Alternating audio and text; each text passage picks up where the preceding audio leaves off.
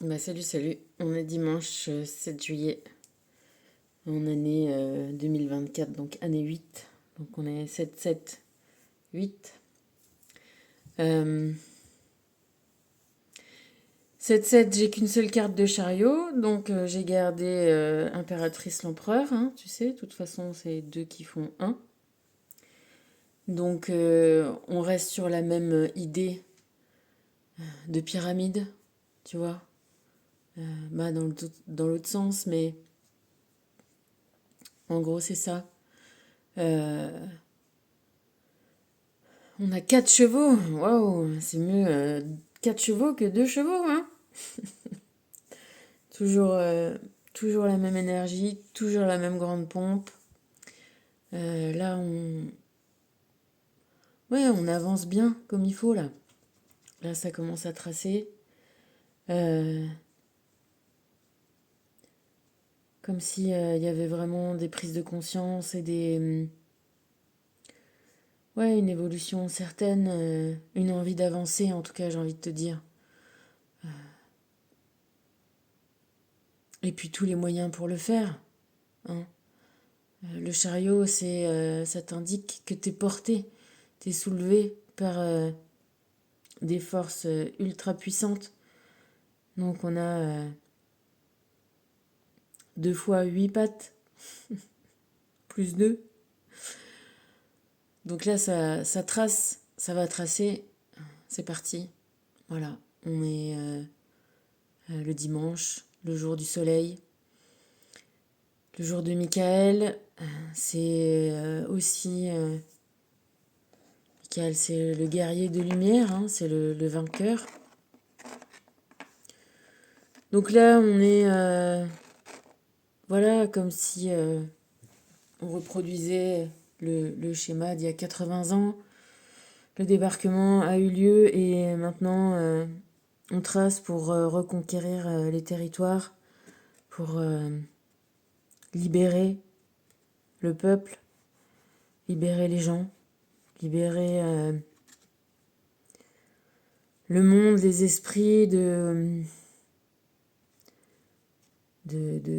forces qui sont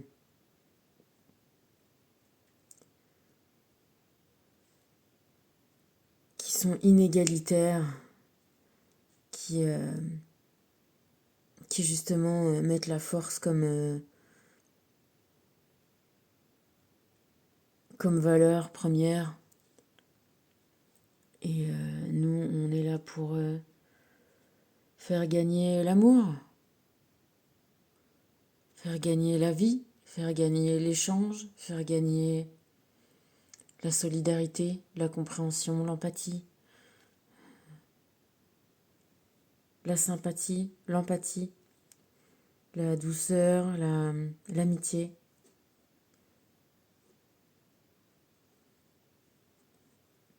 la compréhension. Et en plus, on a un message aussi fort parce que aujourd'hui, on a montré qu'un peuple, notre peuple, a toujours autant envie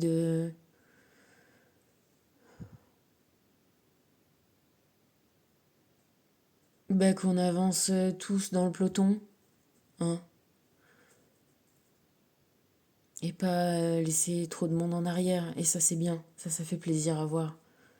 Moi, voilà, j'ai compris maintenant que en me concentrant sur ce que je veux voir arriver,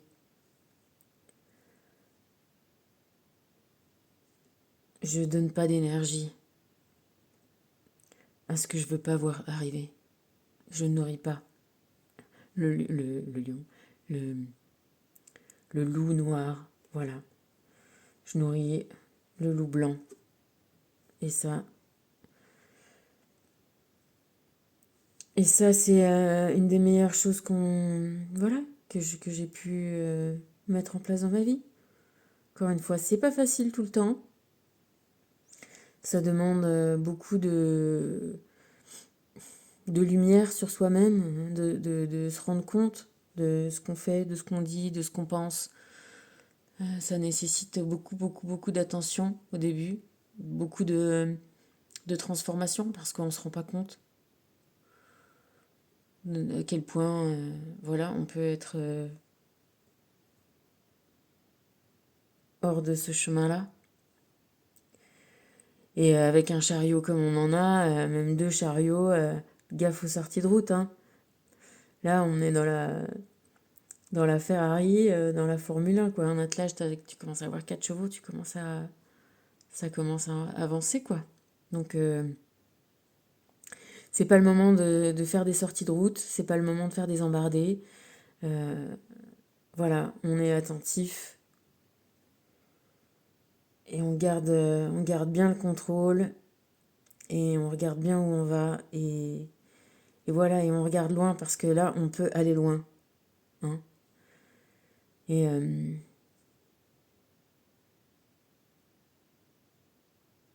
voilà, il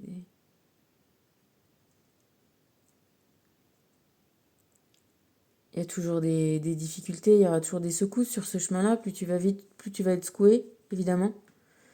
Mais, euh, mais voilà, t'es debout, t'es bien campé sur tes pieds, sur tes jambes, et puis t'avances, hein. Et puis tu fais attention de pas non plus aller trop vite, de ménager tes chevaux. Qui veut aller loin ménage sa monture. Donc voilà, là on a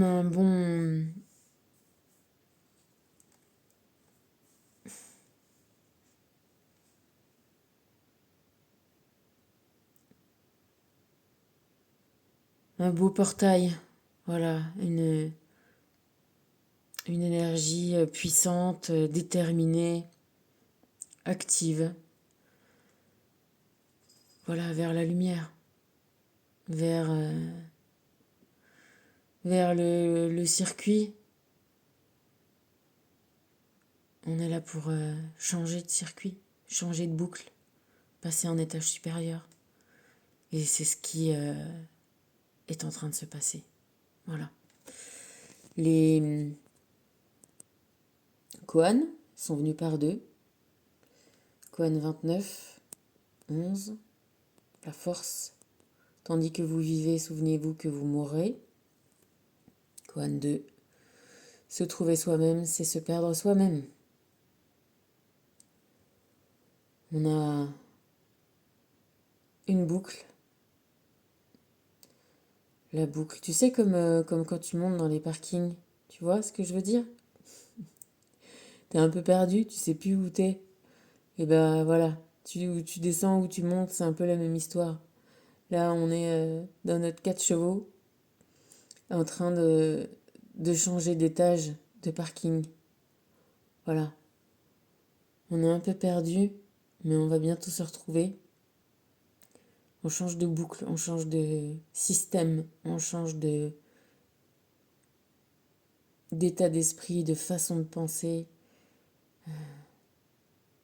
On prend le temps, on y arrivera. On a toutes les, on a toutes les forces dans nos mains. T'as toutes les forces en toi. Voilà, c'est marrant. C'est marrant parce que je te spoil. J'ai eu cette image de parking là qui m'est venue.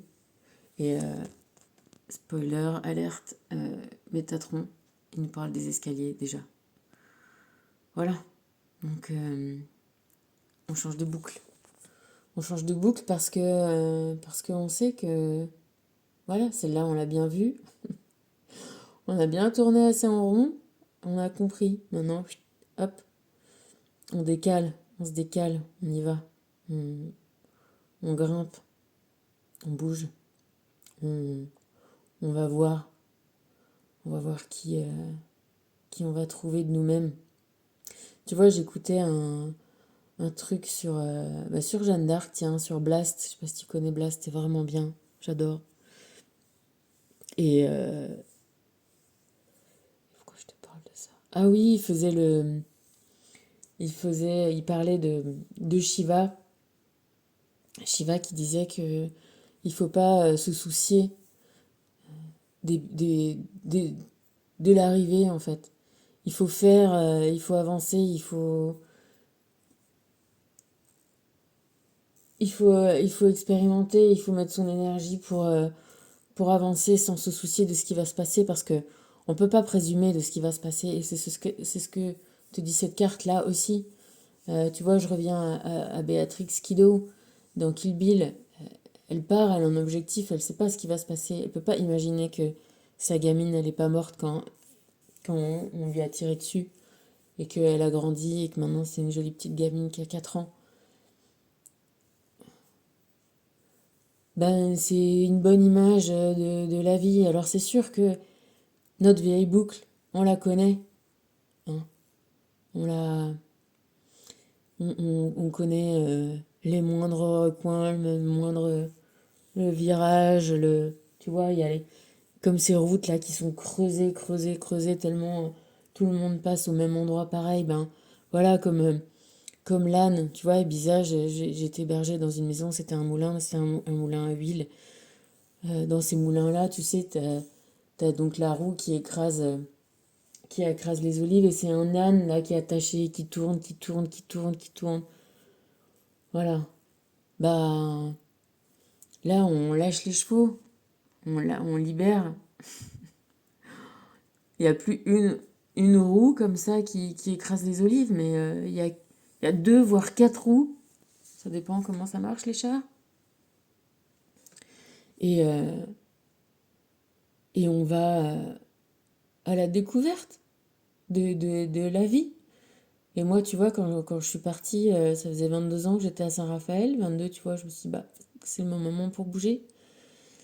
Je ne pouvais pas repartir dans ma région d'origine, dans ma ville. Pourtant, il y a mes amis, mes vrais amis. Tous mes amis en sont partis de cette ville, ils sont revenus. Et on est bien, c'est une ville super, qui est sympa et tout. Mais je ne pouvais pas m'imaginer refaire ma boucle. Je ne pouvais pas m'imaginer, parce que j'y suis retournée souvent. Hein, je me suis occupée de ma famille pendant... Voilà, j'y retournais souvent. En voiture, je faisais le chemin, c'était hyper long, mais voilà, j'aimais bien rouler, tracer, repartir, rester un peu là-bas, profiter de mes amis. Et là, quand il fallait savoir si j'allais me installer à nouveau, j'étais hors de mes possibilités. Tu sais, ça me révulsait. Je ne pouvais pas m'imaginer que j'allais refaire ce chemin sur les mêmes routes quand j'en étais partie 22 ans avant.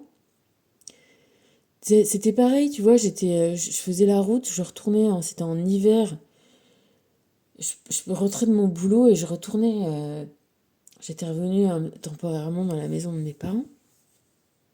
Mon père était plus là et j'habitais de nouveau toute seule avec ma mère. Et j'étais sur ce chemin-là et je me disais, mais c'est pas possible, je vais pas crever ici, tu vois. Et revenir là, j'avais tellement cette sensation-là de me dire, mais c'est pas possible, cette boucle-là, il faut que ça s'arrête. Bon, j'ai établi une autre boucle hein, ailleurs. Et quand cette boucle-là, elle s'est finie aussi, voilà, je ne pouvais pas redescendre de cet escalier. C'était pas possible. Voilà. Et donc, ben, bien sûr, c'est affronter quelque chose de nouveau. Voilà, juste en suivant son cœur, à un endroit que je connaissais pas du tout, en tout cas pas dans cette vie, avec des gens que je connaissais pas, et en suivant, oui, une intuition, une étoile, des signes, après mon discernement aussi, hein, parce que faut pas le débrancher, et voilà, quand on construit un escalier, pas en, tu vois, nos vies, c'est pas un escalier en, je sais pas, moi, en boîte d'allumettes, en petites allumettes, là, tu vois, c'est un escalier, c'est en, c'est fait en solide, c'est où tu creuses des marches dans la terre, si la terre, elle descend ou elle monte, ou alors tu vois, tu montes des murs, ou du bois, ou enfin, tu vois, c'est voilà, c'est du solide. Et moi, j'avais pas envie. Je voulais bien perdre certaines, ouais, certaines habitudes, certaines choses, mais je voulais pas tout perdre, voilà, matériellement. Je me suis préservé des portes de sortie, tu vois, si ça n'allait pas, euh, de pas, voilà, on fait pas n'importe quoi, parce que, voilà, je suis devenue depuis tout ça euh, la meilleure gardienne de moi et de mon devenir, donc voilà, je suis partie à la découverte et j'ai pas fini, hein, c'est que le début, tu vois, on est à quelques jours et de mon anniversaire, enfin, mon anniversaire c'est demain, et, euh, et ça va faire un an le 10 que je suis arrivée ici, et je peux pas dire que, voilà, je me suis un petit peu implantée, doucement, doucement, c'est long, tu vois, je discutais la dernière fois avec une dame qui avait beaucoup déménagé dans sa vie, et elle me disait, ah, il faut à peu près 2 ans et demi pour se faire un nouvel endroit. Moi, j'avais dit 3 ans, tu vois, quand j'étais partie de Nancy pour arriver à Saint-Raphaël, j'avais l'impression que ça m'avait pris 3 ans pour m'établir, pour me sentir, ça y est, enfin, voilà, chez moi. Alors, on prend des habitudes doucement, doucement, on prend, tu vois, on reconnaît les choses, on élargit doucement sa connaissance des lieux, des gens, et donc voilà, et c'est vrai que c'est pas facile, mais après, ça dépend comment on est fait à l'intérieur de soi, hein. Et encore une fois, vu l'impression tellement forte, et quand je suis arrivée ici, tu sais que, voilà, moi je sais qu'on a des vies passées. Alors, peut-être que j'ai passé plein de vies ici, peut-être pas qu'une, peut-être une, peut-être pas, peut-être que, en tout cas, j'avais vraiment l'impression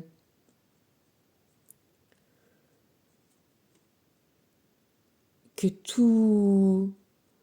Tu sais, je me suis dit que. Voilà, je t'ai dit que mon âme supérieure pouvait prendre possession de mon corps, mais j'ai l'impression, en fait, que c'est vraiment vrai, hein, et qu'il y a des moments. Tu sais, j'ai fait un. Il y a des moments où je suis encore là, mais tu vois, mon mental, mon conscient, mais la plus grande partie qui est à l'intérieur de moi, mais bénéfique, hein, mais peut-être c'est mon moi supérieur, parce que.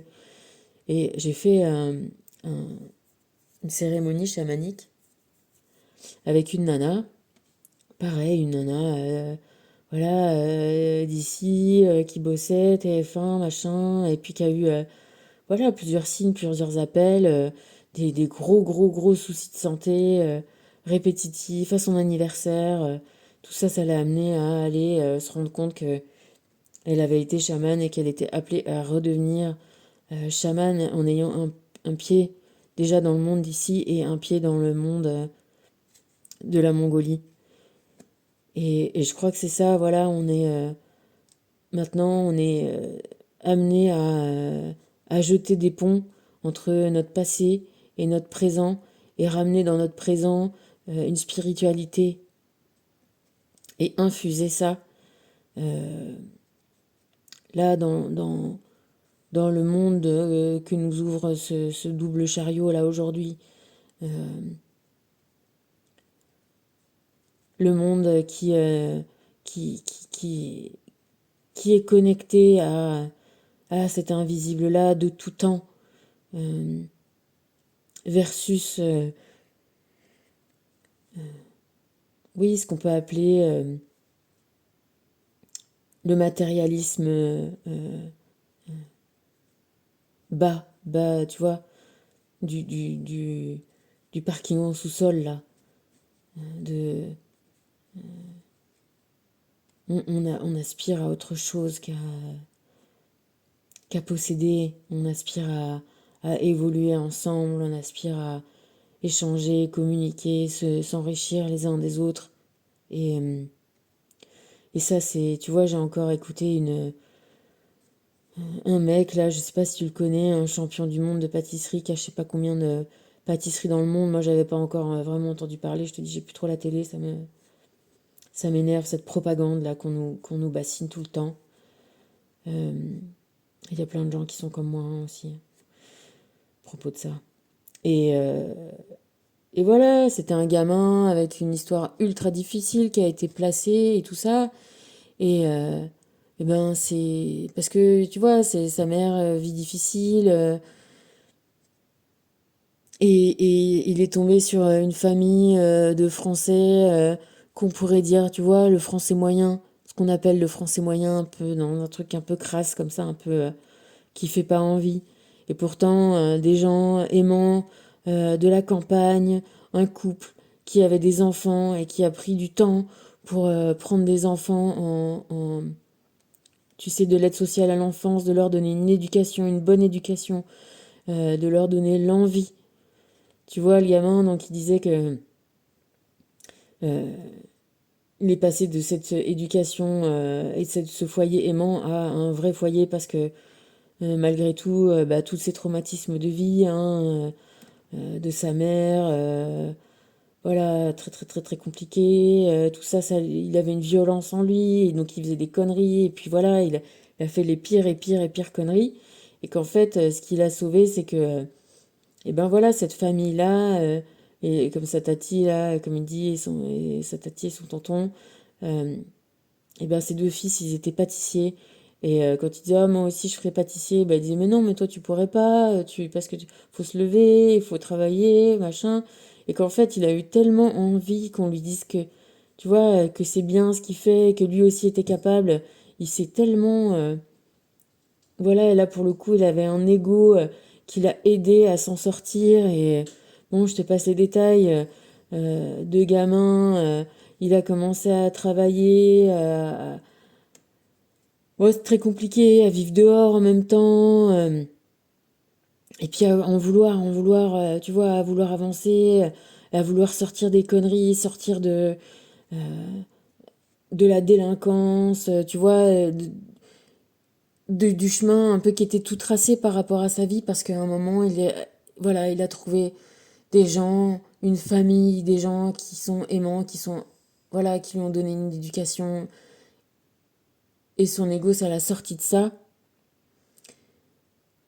de ouais, d'une vie délinquante, parce que on se rend pas compte que tous ces gens-là qu'on dit que c'est des racailles, des machins, mais il faut du sacré caractère, il faut du sacré courage, il faut plein de qualités pour arriver à vivre ce que ces gens-là vivent et à s'en sortir, même en faisant tu vois, ce qu'on peut dire de la merde, mais il faut des qualités pour faire ça. C'est mis mal, euh, tu vois, peut-être pas à bon escient, mais c'est des vraies valeurs, enfin, tu vois, c'est des vraies qualités.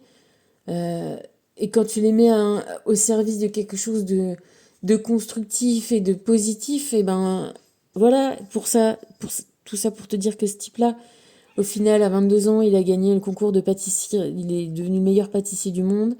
Il a 32 ans, il voyage dans le monde entier, dans des hôtels, dans des machins, il a plein de boutiques à travers le monde. Il y a des gens qui l'ont aidé, qui lui ont tendu la main. Et là, tu vois, à son âge, il dit voilà, que c'est pas l'argent ou la réussite. Il dit que des fois, il taffe pour faire des projets, et une fois qu'il est réussi, il est presque en dépression quelque temps, même en vraie dépression, parce que il a personne à qui appeler, pour qui, tu vois, avec qui partager ça, et que les meilleurs moments qui passent, c'est quand il retourne chez sa tati et chez son tonton, qui vont acheter un gâteau chez Leclerc et qui passent l'après-midi à jouer au Scrabble ensemble. C'est pas moi qui le dis, c'est, tu vois, un type qui a vécu ce qu'on peut dire le pire, qui s'en est sorti. c'est un truc incroyable. Et tu vois, passer d'un extrême à l'autre, et au final, qu'est-ce qu'on veut? Qu'est-ce qui nous nourrit? Qu'est-ce qui nous fait plaisir? C'est le lien qu'on a les uns avec les autres, c'est l'amour qu'on développe, c'est le temps qu'on passe, c'est euh, la mémoire. Tu vois, il dit, moi, il y a des gens, je les connais là depuis que j'explose, depuis 3 ans, tout le monde euh, est gentil avec moi, ici et ça, mais il dit, il m'aurait vu il y a quelques années traîner dans la rue, mendier pour 2 euros pour aller m'acheter une frite devant la gare de Nice. Qui est-ce qui m'aurait tendu la main de tous ces gens-là? Et il est pas, tu vois, il est assez. C'est pas qu'il est dupe, c'est qu'il a bien vu à ces moments-là, il y avait trop personne pour le considérer comme un être humain valable. Et c'est vrai que, voilà, il y a deux mondes qui se proposent à nous, à savoir est-ce qu'on considère les gens et les animaux. Oui, et, tu vois, mon chat, il a faim, il y a plus de boîte et elle râle. Mais voilà, ici on est à la campagne, c'était pas ouvert les magasins. Euh, voilà, comment on considère les gens? Est-ce qu'on veut considérer que parce qu'ils ont, ou est-ce qu'on peut considérer le potentiel euh, qui doit se révéler, qui peut se révéler à n'importe quel moment?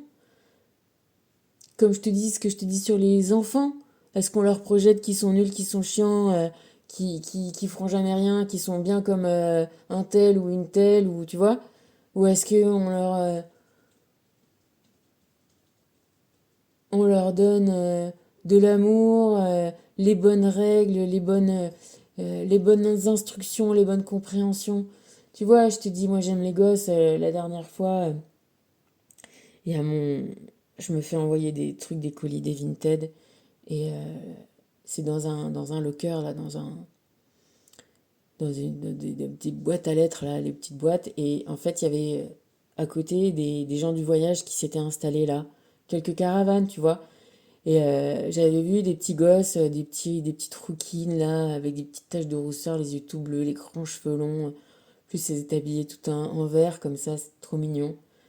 Et qui jouaient au vélo et tout. Et puis on a commencé un peu à discuter. Et du coup, les gamines elles me tournaient autour. Je dis, bah vas-y, tape le code, toi. Et donc je lui donnais le truc. Et il y avait un 64 et 74. Et elle a fait 64 et tout. Bon, on a commencé un peu à tchatcher. Et puis je suis revenue une autre fois. Et bref, tout ça pour te dire que cette gamine-là, elle avait 10 ans. Elle a 10 ans. Elle s'appelle Giolana.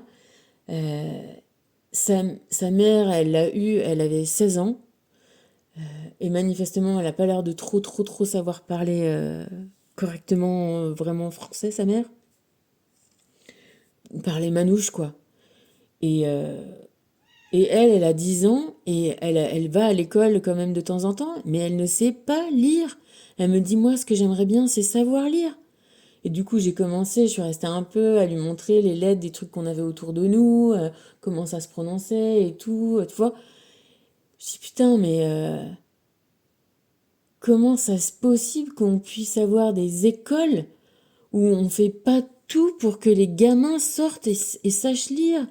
Et elle me disait qu'elle était donc en CM2 et il y a personne. Putain, ça m'énerve. Ouais, j'en reviens à ça. Quand on voit le monde, euh, ça commence par là, par l'éducation. Donner des bons codes. Tu vois, le gamin dont là je te parle, celui qui a des pâtisseries partout. Euh, Bah, il disait, moi, quand je suis arrivée chez ma tati et mon tonton, et ben, ils m'ont appris à manger correctement, à pas sortir de table, à pas mettre ses coudes sur la table. Tu vois, ils lui ont donné l'éducation. Ça fait partie de ça aussi. Il y a d'avoir les codes de vie, de société, c'est important. Et bon, je te parle pas justement, voilà, de lire et d'écrire et de, voilà, quel monde on veut vivre, quel monde on veut pour nous, pour nos gosses. Et quand on sait que, voilà, on a toutes les capacités pour faire vivre le monde qu'on souhaite et ben voilà, il n'y a plus qu'à. Et le conseil des énergies divines, c'est aime-toi et fais preuve de discernement. Les deux ensemble. Te mens pas, te dévalorise pas, te survalorise pas. Et ne survalorise pas les autres, ne dévalorise pas les autres dans notre... comment on appelle ça?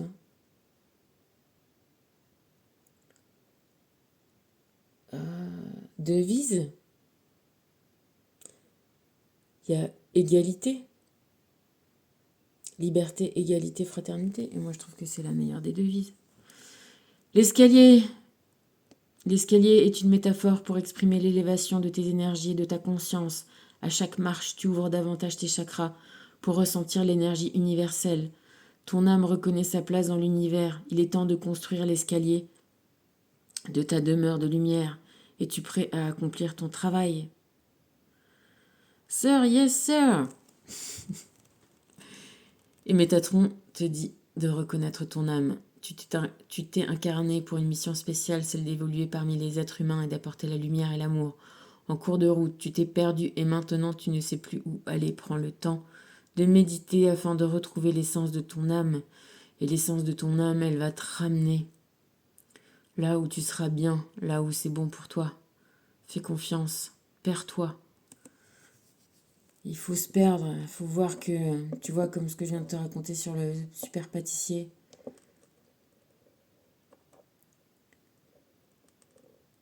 Les difficultés, les galères, ça peut être les meilleurs tremplins. Le tout, c'est de focaliser sur soi, sur s'en sortir. Et ce qu'il disait, donc cet homme maintenant qui a 32 ans, Yacine, je crois, ou un truc comme ça, c'est qu'il n'a pas perdu trop de temps à focaliser sur que c'était pas juste et pourquoi sa mère, et pourquoi pas de père, et pourquoi, tu vois, il a, oui, il a fait focaliser sur lui, sur ses conneries, sur sortir de ses conneries, sur évoluer, sur en vouloir.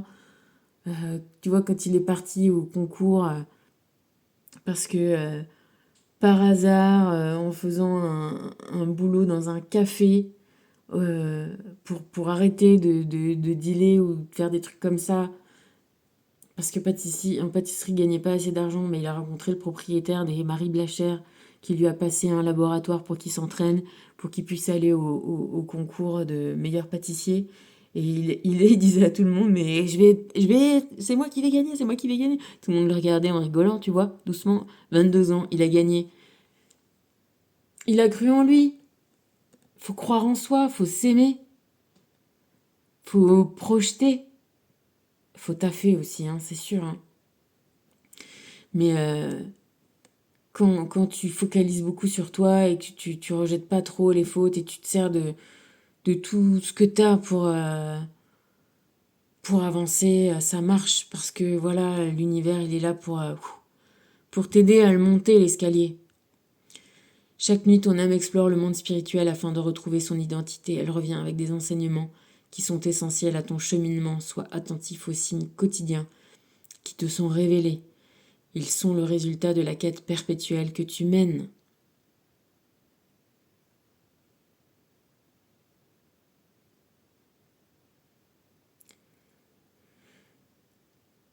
Ouais, tu vois ce niveau-là, eh ben c'est ça, on est au-dessus là. Tu vois les oiseaux?